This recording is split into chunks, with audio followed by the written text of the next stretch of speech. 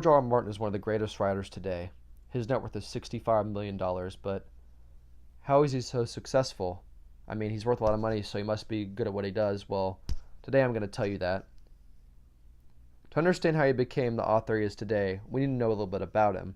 George R. R. Martin was born in 1948, so just after World War II, and was raised in Bayonne, New Jersey.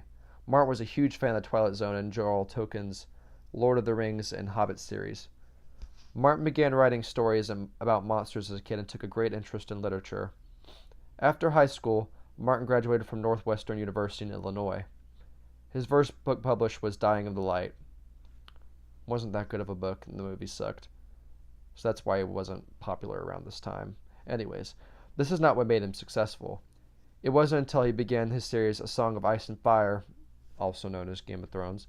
His most successful novel in this series was the fourth book, A Feast for Crows, published in 2005. So he didn't become popular until 2005. So, I mean, that's around when Game of Thrones came out. So, good TV show, good book, makes the book popular.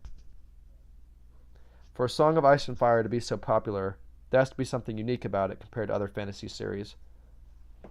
Here I would say the dividing factor is that George R. R. Martin's series, other than Dragons and Frost Hitler, it's low magic. It's not like Lord of the Rings or any other sci-fi movie you would watch where there's a lot of fire and lightning and people generating snakes with their hands or some bullshit like that.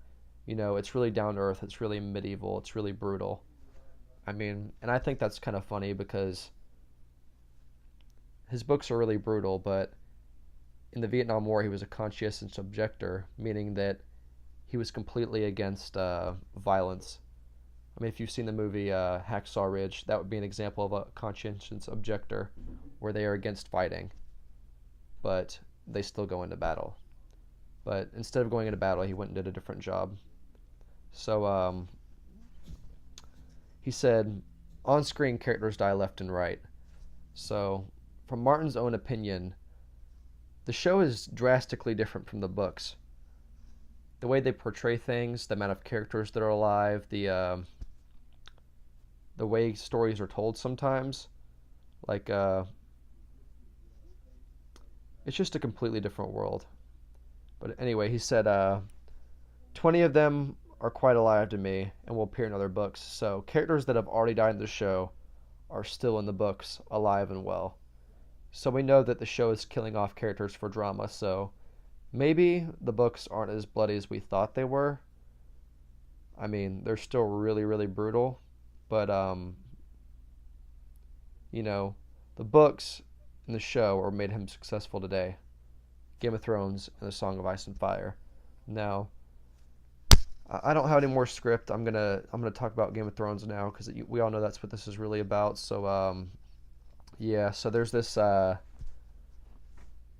queen down in, like, let's say Washington D.C. She kills this group of people called the Starks' dad. They rebel because somebody kills your dad. That's not cool. So they rebel. There's a lot of fighting. Their family gets split up. A bunch of them get killed. And then once they all get back together, this is the season that's happening now, so spoilers.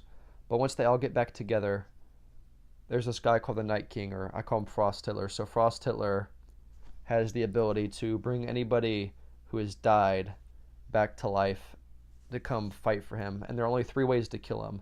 There's obsidian, there is fire, and there is Valyrian steel.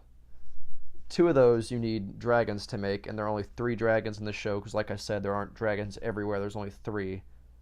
I mean, they are magic, and that's why they're able to make magic stuff, but there aren't a lot of dragons. And the dragon fire does not work on the Night King himself. So whenever he comes to Winterfell, it's where the Starks live, and tries to kill all of them.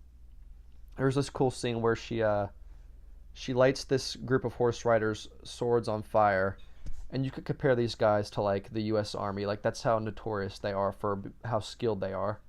She sends them off into the distance, and there's like this huge blizzard that the Night King creates, and you just see all the fire swords dim out into the darkness. You know, I mean, there's just stuff like that in the show in the show where it's just it